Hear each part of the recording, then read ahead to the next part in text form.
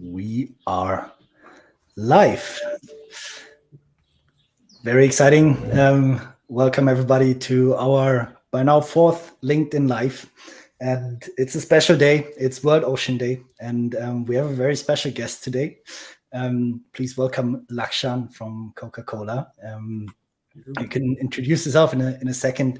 It's a very special day for cleanup because obviously we care a lot about the ocean. And if you are a follower of our channel here on Instagram or on LinkedIn, you will see that there was already quite some action today. And now we come to one of the highlights of the day. And I'm very pleased to welcome Lakshan. Lakshan, maybe you can quickly introduce yourself to the audience. Sure, Joel. Hi, everyone. Good afternoon, good evening, good morning, depending on where you're logging in from. So, my name is Lakshan Madurasinghe, and I'm the regional lead for public affairs, communications, and sustainability at Coca-Cola. I've been with the company for just around 10 years, and I overlook the markets of Sri Lanka, Maldives, Nepal, and Bhutan. And I have been part of the informal sector in waste, being a collector of PET plastic bottles in Sri Lanka, part of the National EPR Steering Committee of the country, and various other committees involved in the circular economy of plastics. And very personally, very passionate when it comes to this arena of work, which entails a lot of funding and project, actioning projects related to the recovery and recycling of plastics. Yeah, that's a quick intro, Joel. So Perfect. thanks to Clean Hub for having me here today, and I look forward to today's session. Yeah, thank you for your time. And as those who are tuning in repeatedly in these sessions, you know that these sessions are all about talking with each other and not about each other. We try to bring people together from the industry, from the brand side, from the waste manager side, because we believe there needs to be more dialogue. In this case, it's really going to be a dialogue between you and me. And we're very excited to learn a bit more about the plastic packaging strategy for Southwest Asia today from you. But maybe to get the conversation started, maybe you can tell us a bit what the general reaction is if you meet someone for the first time. Let's say we are at a family gathering and there's friends joining for a barbecue or whatever, and you tell them you're a sustainability manager for Coca-Cola. What's the kind of reactions that you face? That's a good question. Yeah, the reaction is oftentimes um, two questions come up. I think most often. One is, so what are the key priorities? So I'm from Sri Lanka. I'm based in Sri Lanka. So a lot of people like to know what are the priorities for Coca-Cola in Sri Lanka because they know that the priorities do change and depending on national priorities. So they like to know what our focus areas are. And the question of water stewardship, the use of water, the use of plastics always comes up in the conversation. And they always want to know how much and what we are doing in terms of actioning our water stewardship agenda as well as our recycling agenda. So it gets pretty exciting, the conversations. Yeah. I can imagine that you're a very well sought after person at these gatherings, and even more happy we are today that you will present us a lot of the answers to these questions. Quick update for the audience today. The format is slightly different in a way that Lakshan will mostly present for the first minutes.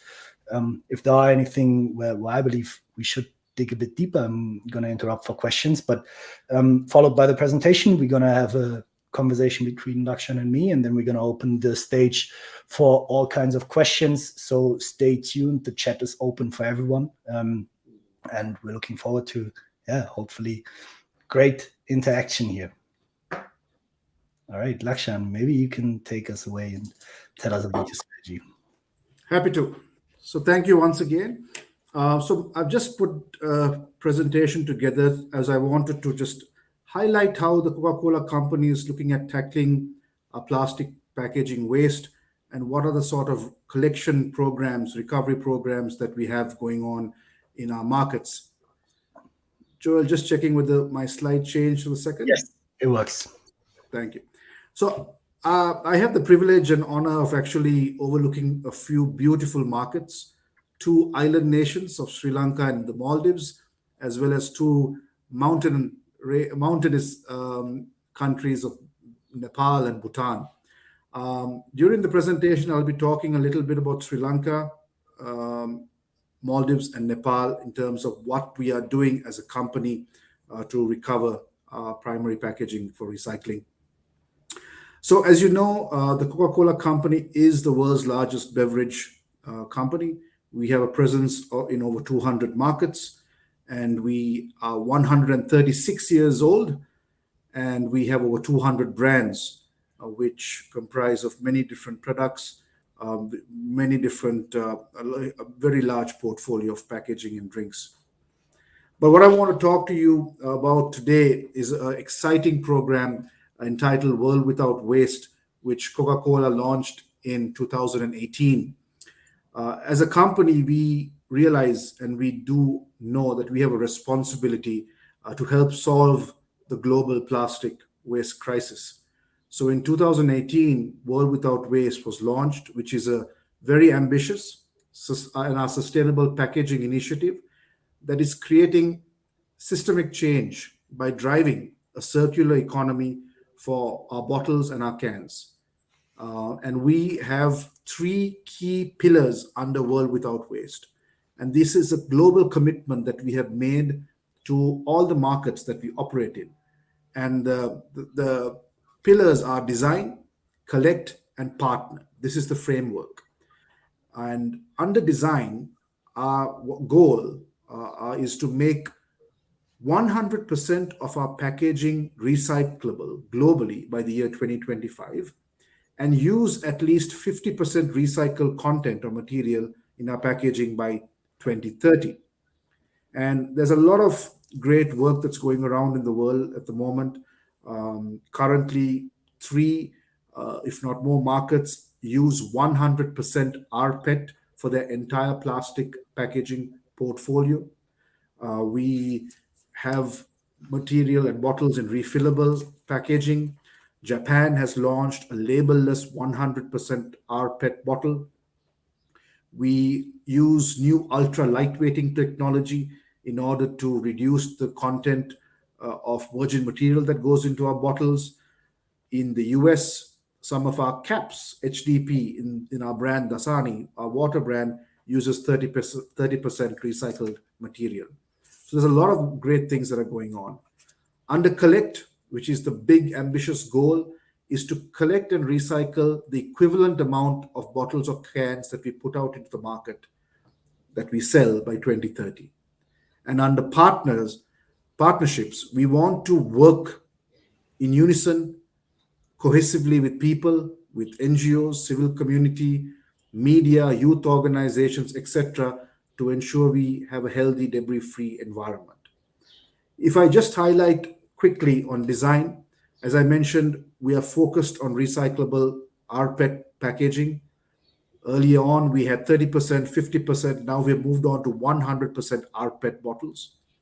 We are in the returnable as well as the refillable PET.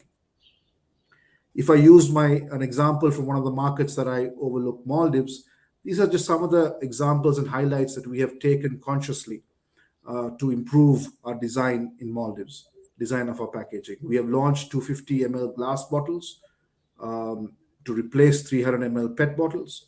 We have launched Schweppes range in the still and sparkling, also in glass, which is available in hotels, resorts, and cafes. The Bon Aqua bottle, which had a slight blue tint, we have removed it and moved into a clear bottle, which, as you know, increases the recyclability, the value of plastics when it's clear. And we've also launched the first ever returnable glass bottle in the Maldives for Bon Aqua 330 ml and 1 liter. Maybe This we is can, for- because I think this is important, because it's a nuance in color and it's something where, depending on who our audience is, why is it easier to recycle the clear bottle than the tinted bottle? So when you speak to recyclers, they say there's much more applications that can go towards. You can make newer products. There are more applications that you can put a clear bottle towards, rather than when it comes in green or light blues. In Sri Lanka, we have browns, etc. So the clearer it is, it's easier for their processors to to directly get into recycling and more applications is what I've been told by the recyclers, and I've seen firsthand. Moment there's a color in it, then the number of applications, the value of the plastics also do tend to reduce. Okay. Um, Thank you. And this is the big news for us, and the most exciting news for me personally is brand Sprite has been turning clear in many markets. So I operate in the India and Southwest Asia operating unit, and Maldives was the first market that transitioned to clear. And Sprite is a huge brand for us. In some markets like Sri Lanka, it's the number one brand, even above Coke. So it's a big deal for brands to switch like this. It's the right thing to do, and the Coca-Cola company is making those decisions. And we'll be transition. We've transitioned to clear in Bhutan as well, and we'll be looking to do that in Sri Lanka in the next few months. But many markets around the world are doing the same. I want to start with Sri Lanka, where I have been fortunate to be leading most of these programs, which I'm about to showcase. In Sri Lanka, our goal is very simple. We're after PET because it's our primary pack that we put out in the market. So we have committed voluntarily to EPR, and we are after all PET, not just our brands, any brand, anything with the number one on it. And these are some examples of such products in in a common home. But before we got to collection, there are important steps that I believe need to be done in most markets. Lack of data and research, baseline data, is sometimes very weak, at least in some of our Southwest, Southeast Asian markets. And I believe there's a role that corporates, us, we also can play in terms of supporting the analysis and findings of data. So we did that. We have even put together training handbooks for the local authorities, government institutions to set up waste management and collection infrastructure, mini MRFs, collection centers. So we have provided these handbooks and research, made them available to all sectors. But how did we start? You see, in most of our markets, sometimes it's the basics that don't exist. It's not the complicated, the very advanced solutions. In Sri Lanka, if you walk on the road, and we're a very tourist dependent economy, we don't have collection bins. So waste just ends up, unfortunately, on the roadside or where it's not supposed to be. It's the city is definitely clean because there's a lot of investment made to cleaning the city, but bins is something that we felt was a must, a basic requirement. And we went about and we set up a network of bins, which then led to automatic partnership creation, which was beautiful. Because, for example, with this picture, we tied up with the expressway of the airport, and suddenly they became a partner, and then they uh, now are discussing with us for more expressways and more highways. So once few bins can then explode into a great partnership which can really add value to capture these recyclable material from the environment. We moved on to work with the Environment Police Division in Sri Lanka. We believe very strongly in public private partnerships across the world. We have to work with local institutions and government, municipalities, urban councils, and we continue to do that. We are a Buddhist nation, so we wanted to utilize the assets of temples because we have temples across the land. So sometimes we feel that in countries you need to find what makes sense, what's relevant locally. And we felt, let's do a pilot with temples. The clergy, the monks got involved. We have a population of 21 million. With their support, we reached 3 million people in terms of awareness creation. We have set up bins now at 42 temples, and we have collected over 70,000 bottles in a very short time. And now it's about to expand even further. We are an island, and a lot of fisher folk go out to sea. They take water bottles, they stay there for days, and what happens, unfortunately, is they throw the bottles in the ocean. So what we did was we tied up a partnership with Ceylon Fishery Harbour Corporation, where we set up these large huts where the fishermen, when they come back, they have a place to dispose. But not only that, we worked out a model where the Fishery Harbour Corporation takes account of how many bottles a person or boat takes out, and they need to come back with that same bottle in order to take that volume out again the next time. So these sort of arrangements, partnerships have seen great results. And today, multiple partnerships, even with embassies and hotels, apartment complexes, supermarket chains, schools, universities, etc. One of the solutions that I advocate, the company advocates, the one that we've been seeing that really drives results is the setting up of collection centers, redemption centers, bailing facilities. Our nation lacks basic infrastructure, even like bailing machines. So we provide these along with our NGO partner, in this case, the Asia Foundation, and we set up with the local government centers in the north, east, south, and west of the country.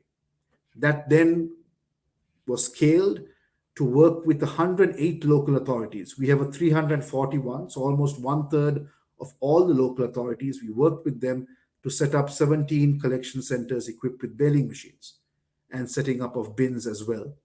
And these are some pictures, some numbers, and the numbers keep growing every month because they have dedicated locations equipped with the machines they require where all this material can be captured, baled, and then they sell this to the recycler who comes and picks it up. And when it's baled, obviously there's more value, which then raises the value of the local municipal council. So it's a win-win for the environment as well as the local government in the area. But one of the strategic directions, we changed course midway, and we realized we need to work more with the informal sector. And this morning, we inaugurated a new material recovery facility in lieu of World Environment Day, and we are setting up infrastructure with the informal sector. In some cases, they need crushers, some balers, some bins, some all of the above. And we work with entrepreneurs across the island to set up infrastructure on their land, and we co-invest along with our recycler and provide these facilities, which has seen massive scaling of PET. The location which we inaugurated today used to collect 1 metric ton per month, and now they collect 9 to 10 metric tons a month. And what it also does is it supports livelihoods. It gives them, livelihood opportunities for people in the local community. And in a nutshell, so this is the model that we work in Sri Lanka. It may sound very basic, but this is actually what translates and turns out volumes. Bins, huts, working with a network of collectors, setting up MRFs where it's needed in strategic locations, and working with the recycler as well. And we are fortunate, we are blessed to have an end-to-end recycler in Sri Lanka by the name of Eco Spindles, who converts the PET directly to monofilaments, which grows into brush manufacturing, which is exported to many countries, and thus brings in foreign exchange, which Sri Lanka requires a lot these days, and also makes yarn, which goes to global brands like Decathlon, Nike, Adidas, and all the brands you see. So we have this company in Sri Lanka who's doing a great job. But along with that, what we realized is we need to spend a lot of time, effort, money on awareness building at schools, universities, communities, at all levels. And we've been doing that. These are just some examples, basic things where people need to identify that there is value in certain types, most types of plastics, definitely PET, which is recyclable. So we need to ensure that people know how to identify PET, what PET looks like in their home, so that they can get it to a close by bin for us to recycle. So we've been doing a lot. We've been working with the government. We have training manuals, educational videos, posters, entire curriculum that is now going to go into 4,000 schools across the country. And we only have 10,000 schools. So 40% is our first target, and then scale that. Due to COVID, we were unable to reach the numbers as soon as possible, but we are working with the authorities to go into schools these days. We've also piloted the use of key opinion leaders, influencers, which has worked for us, creating animation videos and going on social media and digital media in a big way. But also, being an idle nation, we want to promote volunteerism. We have big festivals where we set up collection programs. We work with youth to do beach cleanups as well. But we're not a big believer of the one off beach cleanups that you do one day and then you come back the next year. And that is why we launched this concept in Sri Lanka, which is entitled Adopt a Beach. We took on the dirtiest beach in the country, which is known as Crow Island. We worked with a partner, Clean Ocean Force. We sponsor for 365 days daily cleanups, every day from 6:30 in the morning till 10 in the morning. And we use there are low income families around the area, government workers, and salaries are paid to them. And there's a huge difference from before to now because of systematic daily cleaning up. And I'm happy to report on this event that on Saturday we'll be announcing the scaling up of 8 more beaches that we'll be adopting uh, this Saturday in lieu of today, World Ocean Day. We are also piloting ocean strainers. So before plastics enter oceans, there's a river, there's a canal. And we are now looking at using technology built by a private sector company called MAS, who's a large garment exporter and manufacturer, who has open sourced this technology. And we're piloting it in one canal next month. And then we're looking at doing the same for rivers so that there's interception points. The plastic, the material is intercepted before it ends up in an ocean. Moving quickly to the beautiful islands of Maldives. So Maldives, as you know, ladies and gentlemen, is over 1,000 islands, atolls. The landscape is broad. So we are looking at different ways of how do we set up island PET collection, reverse PET logistics, setting up a bin program in the capital Male, looking at resort collections because there are so many resorts across the islands, and then setting up regional MRFs to support the transportation of the collected PET. So just very quickly, some pictures of the projects that we are working with our NGO partner MOPA, Maldives Ocean Plastics Alliance, of island PET collection. And we're doing reverse PET logistics. So from restaurants, cafes in the city, we are collecting back the PET that's available. And we're also doing a lot of awareness. We have started to do a lot of awareness, and we are currently building a model island concept. I visited this island a few weeks ago. There are 4,000 people who live on the island, 1,000 families approximately, 1,000 homes. We have given segregation bins to each home. Each home. We have gone into each home and provided education as well as to the local schools. And the segregation is happening beautifully. And it goes to a nearby location where further segregation takes place, and then it's baled and then transported back and provided to Pale for further processing and then export and recycling. So it's a great example of how behavioral change can happen. And the Coca-Cola Foundation has just provided funding and will be investing in a MRF very soon in the Maldives as well. And I hope to make that announcement in a few months' time, which will be a game changer for the Maldives. And we're looking at scaling up strategic MRFs across the Maldives as well. And finally, Nepal. There's a lot of great work happening in Nepal. In fact, for Southwest Asia, Nepal is the benchmark in terms of collection. It has the highest recovery collection rates for Coca-Cola. And we work with many partners. And one such partner is Creation. And we have a project called Recycler Sati. And this is the model that they operate on.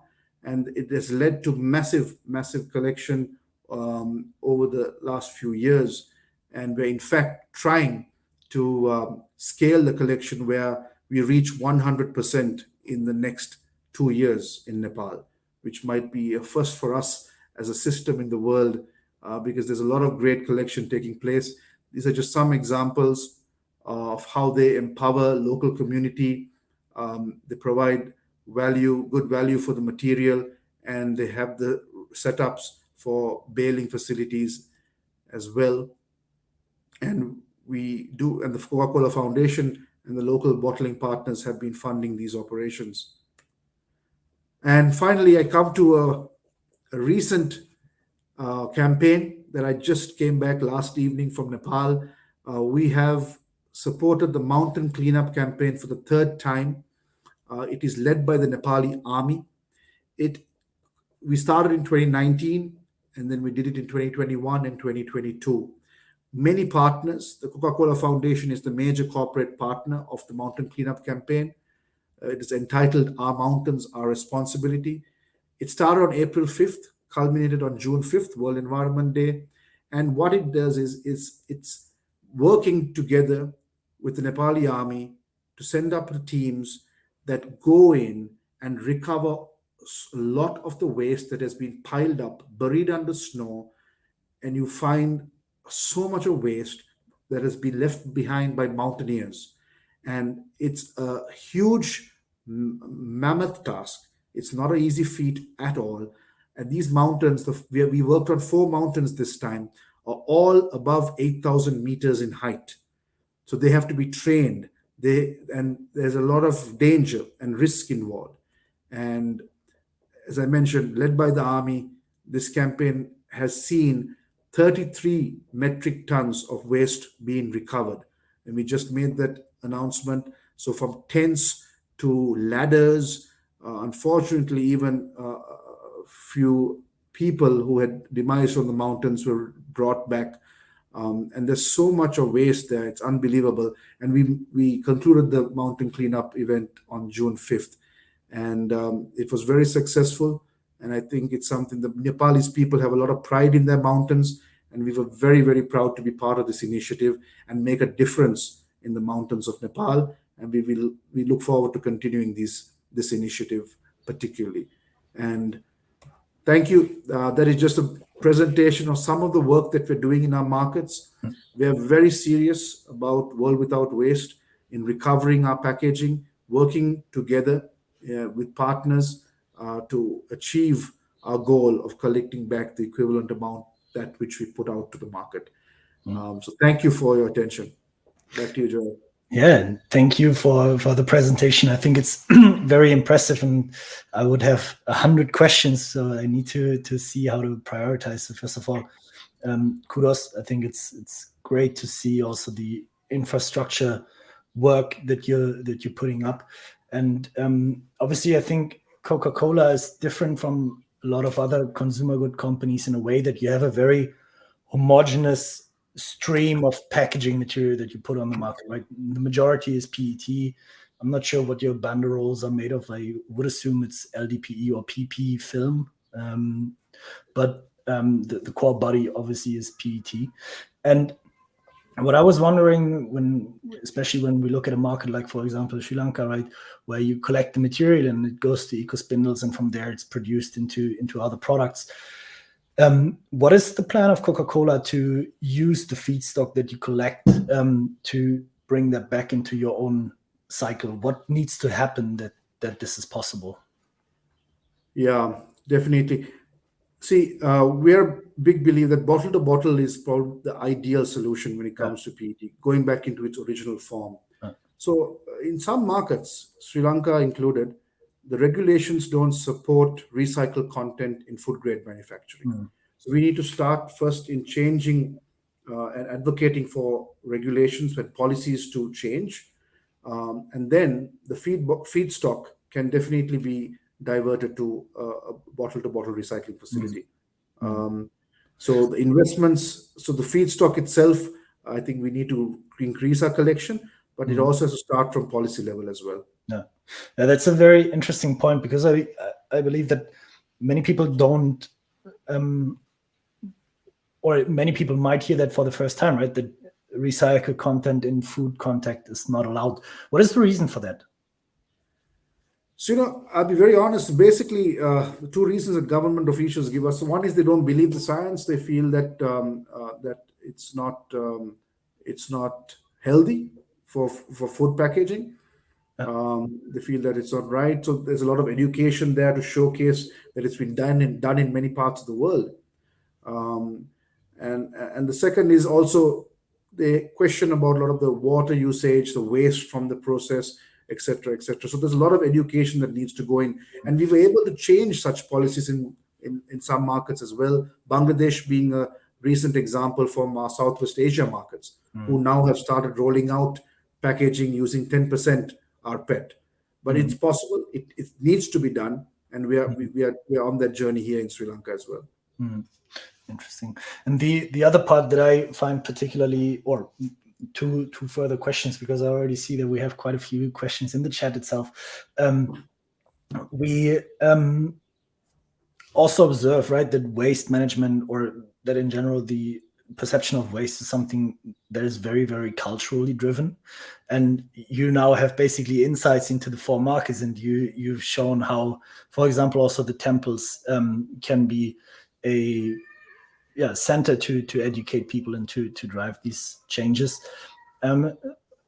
Based on your experience of managing 4 different markets, are there any kind of similarities of how these things can and should be approached? How can these cultural barriers to how waste management is perceived itself also be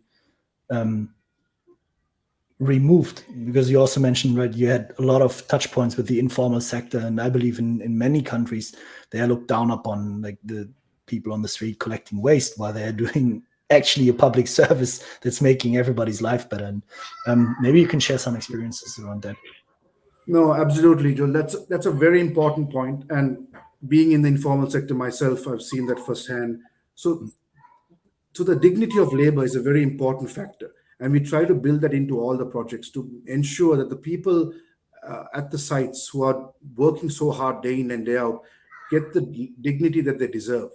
So that's one. So we try to, basic things sometimes, giving them uniforms, an identity card, training, spending time with them, showcasing to them what happens after they collect, because they're not aware of the stream thereafter, right? They think they collect and give it up. So that is one. Then we do a lot of profiling the collectors in videos and social media, where we showcase what a day in their life looks like. What is the value they bring to the environment by protecting the environment? How does it support their families, their children's education? So we profile the collectors. We did a video recently of 2 of our large collectors in Sri Lanka to really showcase the magnitude of the work, the hours they spend. And it's not an easy business. I mean, today we went to the site, and it's very hot. You get flies and a lot of, I know, because it's waste, right? But there are people who are in this day in and day out, so they need to be showcased. They need to be given that dignity, and they need to be really pulled in and given the respect that they're due, in my opinion. And there's a lot of things that we can do in that regard. No. And I agree. I was personally impressed when I was in more South Asia to see, like, the entire local circular economy is basically grown on the back of people who nobody looks at, basically. And there's millions of them working in the sector, right? One last question, since I think the overall concept between cleanup and what Coca-Cola is doing, the approach is not that, or not super different. We just focus on very different kind of waste streams. Did you consider opening up the infrastructure that you're building, these hubs, basically these little MIFs, where you can also bail for other waste streams, open for cooperation, basically? Yeah, sorry, I missed that point. It's actually the most significant difference that it makes. And I mentioned that today in my remarks at the event. The MRFs, although I can say Coca-Cola's key focus is PET in a market like Sri Lanka, but in other markets you have aluminium as well. We encourage 100% of our informal sector partners to collect other waste streams. So the guy who we opened the site for today, his name is Mr. Lianage. He will be collecting paper, cardboard. He's currently collecting aluminium, HDP, PP, and PET. And we encourage them to go to broad base so that they can earn more that way, and also protect the environment from these recyclables just ending up in a landfill or in a waterway. So 100%, it's for all material types. All right, and I think the numbers of questions are filling up, so let's jump into those. First one from Anna. What is I think went a bit in it, but what is the difference in collection recovery challenges between mountain countries and islands? Yeah, that's an interesting one. See, with the islands, I would say, see, the Maldives and Sri Lanka is very different if you take the two markets, because the Maldives, as I mentioned, is over 1,000 islands, where we are one land-based location. So the logistical challenges in the Maldives are just huge. You have Mm, small islands, some are uninhabited, but the inhabited islands have small populations. So it's how do you ensure that you have collection systems in all those islands and then set up the regional networks required, because otherwise the cost of transport is massive mm, in the Maldives. So we're trying to figure out where we need to locate ourselves. mm, In Sri Lanka, I'll tell you very honestly, it's a fact of value that the PET provides. So currently, the recycle has increased the value pretty drastically, and you have seen all of a sudden the hike in terms of collection, and also basic understanding of what this material is, mm, that it's recyclable. So it's very easy to throw something on the roadside or in a landfill that just ends up in an ocean. But we are trying to tap into, in Sri Lanka's case, the high literacy rate and getting people to understand that PET is 100% recyclable package, and there mm, is a solution in the country. So please, um, you know do your part in terms of recycling. mm, But the landscape of the mountains is very different. I mean, I was amazed in terms of in Nepal that they had to hire mules to bring back the waste. mm, And we have a video that we will showcase at the end, and you see this. At one point, they use tractors, they hire mules, then helicopters and planes, in some cases, to bring the waste back from the program that we just ran. So the terrain is very different in the mountains. It takes much longer for the waste to come back, which is one thing I realized. So a lot of these landscape issues, I believe, that really mm. pose threats, and the cost then goes up in terms Yeah. of the collection Yeah. amount. I think this is the perfect case of, usually we're very quick to point fingers at the companies that are producing the waste, and we do the same things. They we want those companies to pay for the waste that they produce.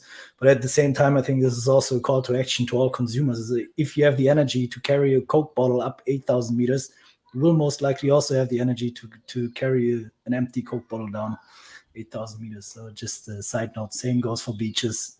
Do not litter. Use the infrastructure that is there, Absolutely. if it's there. If not, force Coca-Cola to pay for infrastructure. All right, let's go to the next question. There's a lot of them. From Antje, I have a general question. Coca-Cola is taking the multi-way reusable bottles from the market and is replacing this with single-use bottles. How does this go? How does this go in line with Coca-Cola's strategy to reduce plastic?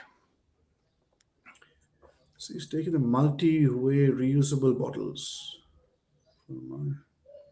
So I'm not sure if this is happening in your jurisdiction. Maybe Antje, you can also clarify a bit Yeah, further. please. So we do have, in a lot of the markets, we're putting in returnable glass. The PET, what we're putting in, yes, is one way, but we are putting back the collection models to get that back. Um, yeah, I'm sorry. If I can just have more context, I can maybe get a better answer there. So I think what I understand is you used to use reusable bottles, like you do, for example, in Germany for the deposit system, and now you're taking those out and replace them with single use. I'm not sure if this is true, where that happens, and what would be the reason behind that. Okay. But I'm not sure. Do you have an So, answer for that, or would you like no, to? sorry, not at the moment, Joel. Unfortunately, no. Then let's continue to Tan. A lot of people are saying that recycling of plastic is not efficient in most countries. Therefore, going towards no plastic as the only solution. What is your opinion? I think you have a very strong opinion on that, and in many ways, I share that. Yeah, I have a strong opinion. I think it's more even a personal opinion, and I'm sure the company also agrees. So I do believe that plastic has a role in our lives. There's definitely uh, value that it brings in many ways in terms of ease of transportation, being lightweight, food safety and hygiene, in terms of even if you do a life cycle analysis comparing glass, PET, aluminium. I know there are different studies, but there are different many advantages to plastic, and I'm referring to PET in this case very specifically. So I do believe it has a place, but the problem is it's mismanaged, utterly, thoroughly mismanaged packaging. It's not the packaging. Sorry, I'm doing this, but I have a bottle next to me. Problem is not the package, it's a recyclable package, it's the behavior and the management of it, and it's everyone. So and I think it calls to action all stakeholders. That is why I believe EPR is a very good solution for many markets, even on producers where targets are set, goals are set, and you penalize or you reward depending on what the companies achieve. But mm, PET is not the problem, because it's recyclable. We have to educate people. People's behavior needs to change. The collection systems need to be in place, and then we all need to work together to ensure that there's a closed loop solution. It gets back into the circular economy where it belongs, and mm, not as trash or garbage or rubbish or waste, which it isn't. It's mm, definitely something of great value, and it has to be treated as such, in my opinion. mm. Yeah, and I think to some degree, I share that opinion. At the same time, there's also enough material on the market that just cannot be recycled. Yes. Where these things are obviously a lot more difficult. Where I absolutely and 100% agree is that um, it's something that should be in the focus of all stakeholders. We can't just finger point on one specific stakeholder and say, like, you need to fix it. We need to work together to find solutions. Um, and then we have a question from Tom. I imagine you find a certain proportion of your own packaging when you do cleanups recovery. Is this something you measure? How do you use this information? Yeah, so that's interesting. So honestly, so I talk about the markets that I have done. So in Sri Lanka is where we've done most of the beach cleanups. To be honest, we did 70 last year, and we have the ongoing. So we actually break it down into categories, into PET, in aluminium, and all the different categories. We don't go into a brand detail currently, at least for Sri Lanka. I'm Mm, sure other markets might be doing it differently, mm, because in our mind we are after anything that has the PET tag on it in number mm, one. So we don't go brand, but there are other partners on the ground that do go brand analysis, and they feed that data back to government, and they mm, make it public as well. mm, But to be very honest, in Sri Lanka, where I have direct oversight, we go by category, and we mm, make sure we track the volumes collected and mm. generated. Okay. Right. Then, Thelma, given Coca-Cola's pledge to collect 1 bottle per bottle sold, how can it tackle this in 200 plus countries it operates in, especially when there are many countries which do not have their own formal waste collection systems or recycling plants?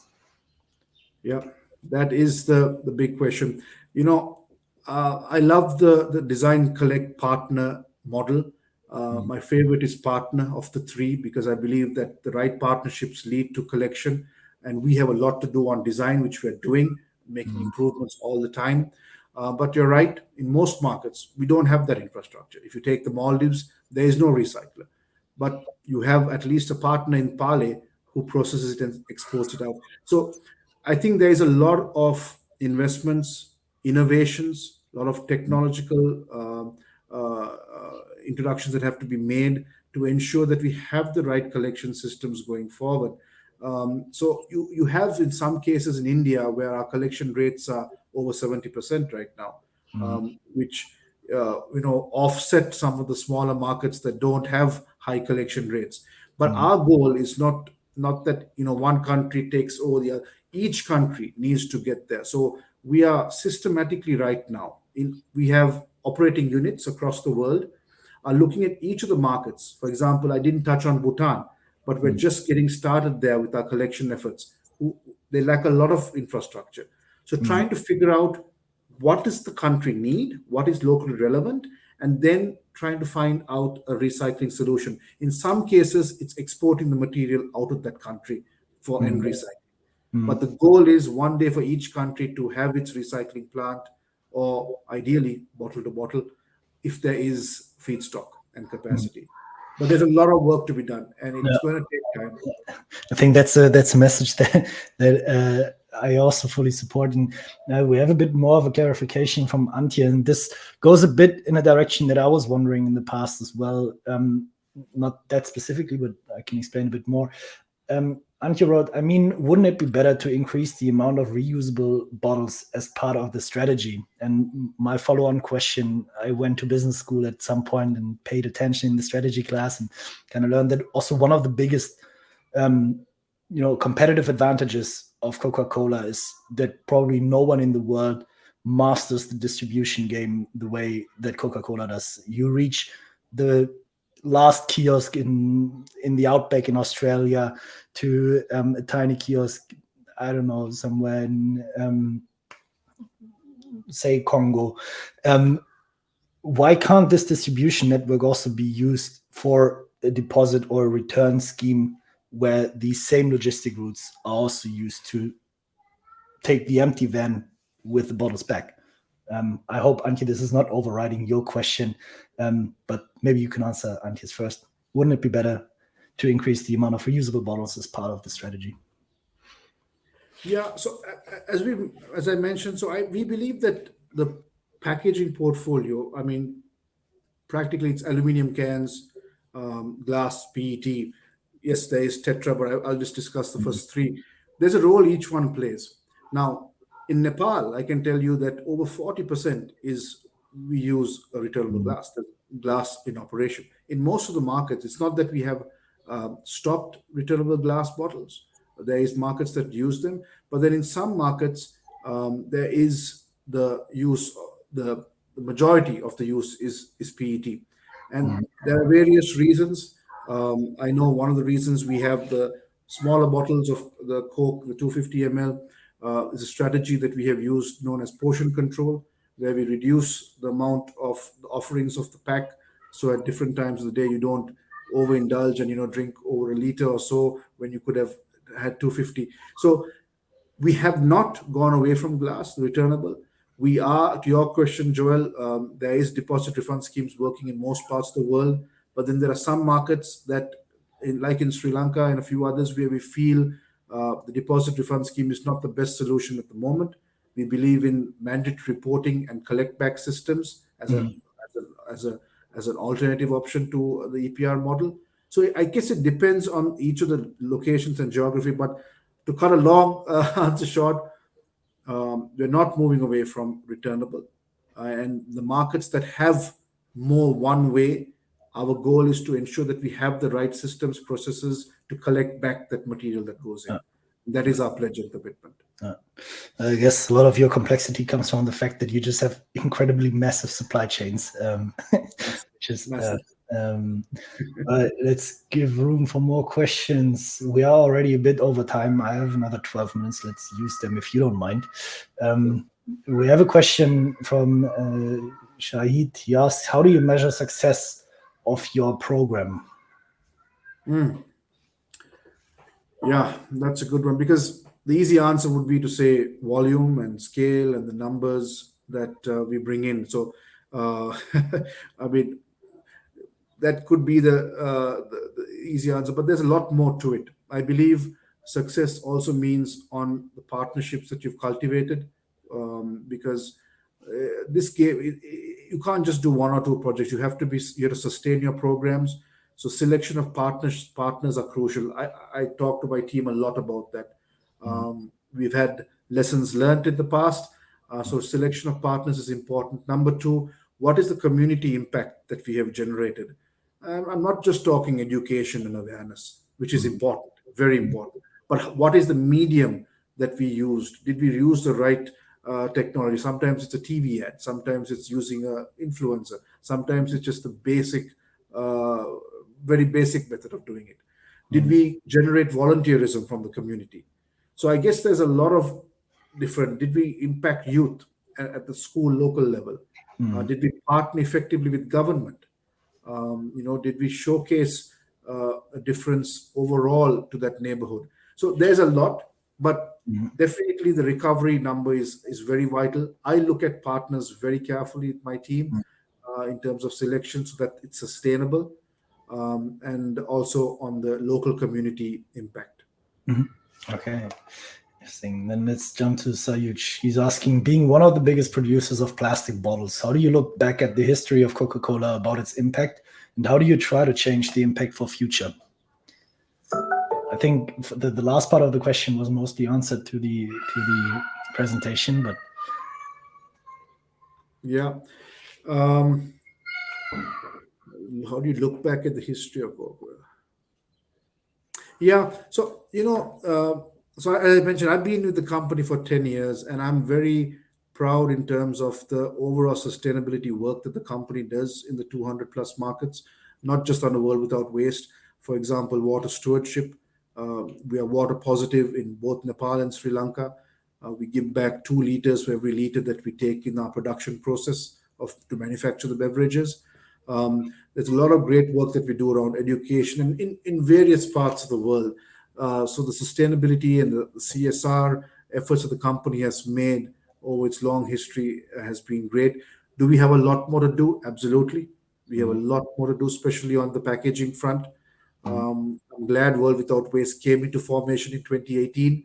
Mhm. The goal is 2030, but I see it definitely. It's a goal that we will need to keep stretching and adding on. And there are many layers that gets keeps getting added on, more targets and more goals. So our leadership is very serious about this, which is very important. You need leadership to be accountable, take responsibility, and to be serious. And that's what we have at the Coca-Cola company.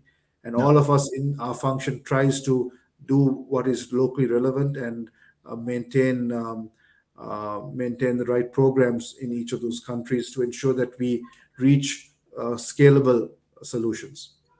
do you ever get in fights with your purchasing managers in your Oh, regions? I have had I have had a few when I go to the plant and see the bottles being manufactured. I realize, yeah, that's what I have to go back and collect. I mean, we do Okay, have good conversations with the team. I can imagine. Right, then Manisha is asking, what messages education are you giving about upcycling the bottles before recycling? What can we do to reduce and reuse before recycle? Yeah, good question. So when we go to the schools, we have a program that we build along with the government, who is very focused on 3 Rs. So Mm, there is reduce, reuse, recycle captured there. We do showcase examples of what applications specifically PET can be made into with the use of eco bricks or other such initiatives.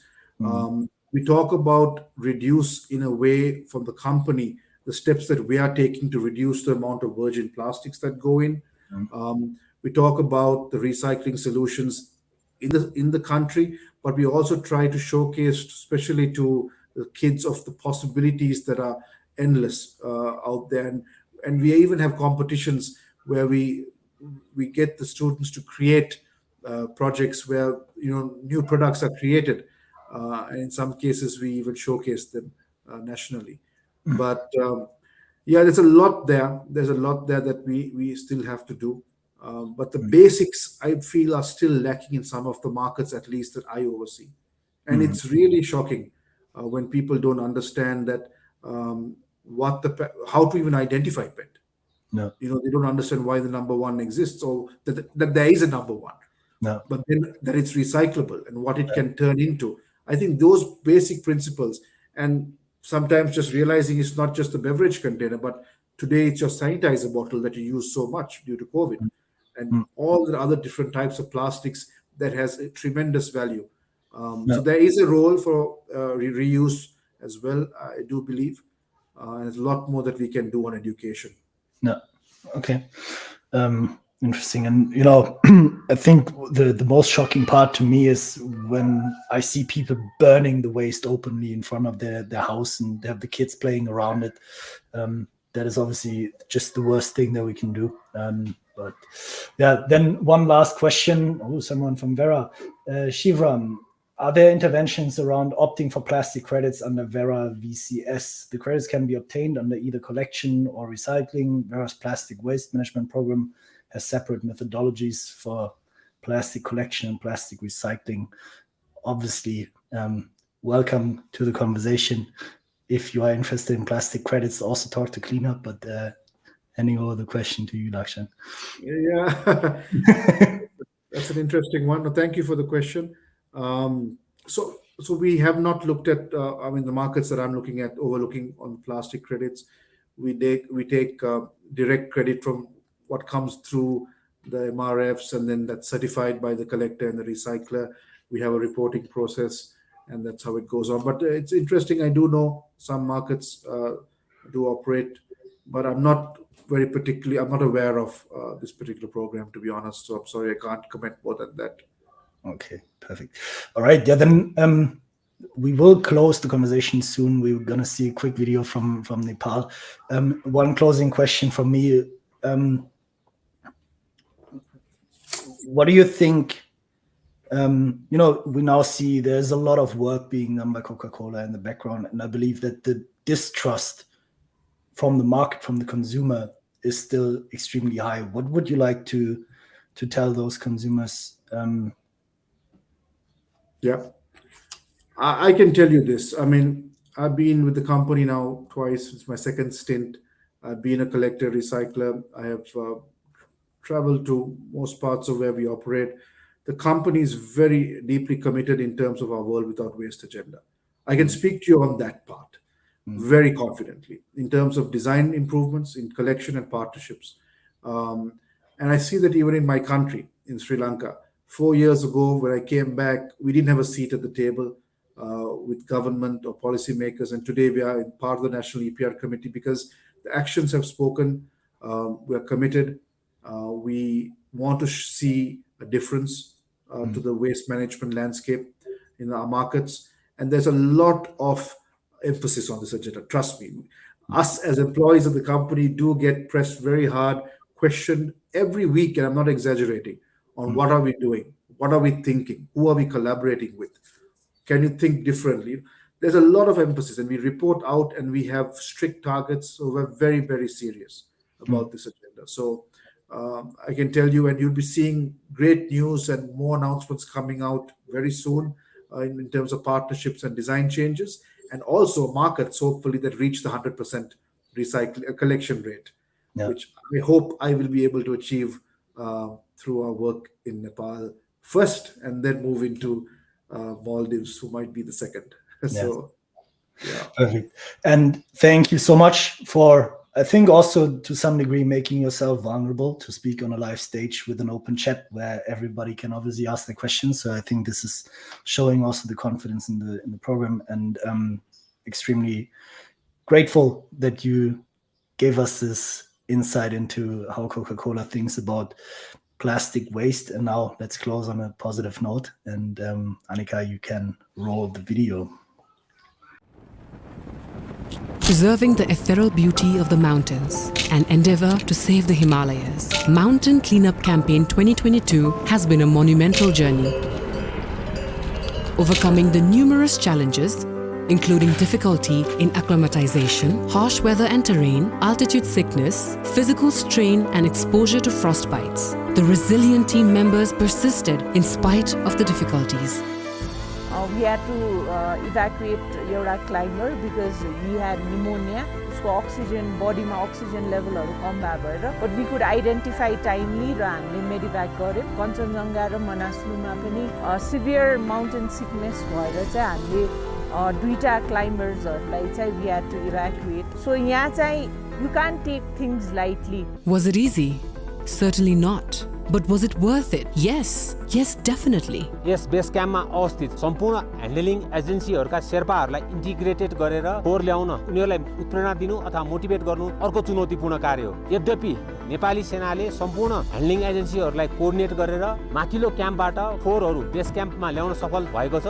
With a total of 33,877 kilograms of waste collected, which includes 7,227 kilogram biodegradable, 26,650 kilogram non-biodegradable waste, This campaign has been a success, with its positive impacts affecting the future of the Himalayas. Through this inclusive campaign, the lives of the locals will improve and the risk to biodiversity and climate change will surely decrease. The nation and the world will benefit due to this.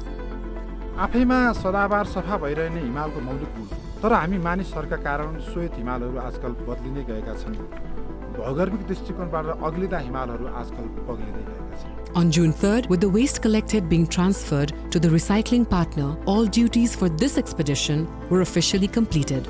The Coca-Cola Foundation is proud to have been part of this campaign, to forever be able to witness the glory of the mountains, to forever treasure the mountains. Let us not misuse them and protect them. After all, our mountains are responsibility.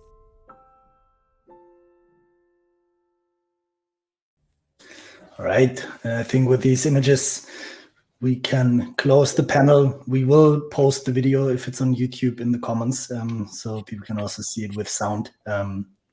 Thank you so much, Lakshan, for the conversation today. And Thank you. Yeah, all the best to you. Thank you, Joel. Thanks, everyone, for tuning in. Thanks, everybody, for tuning in, and see you in the next live. Thanks. Bye-bye.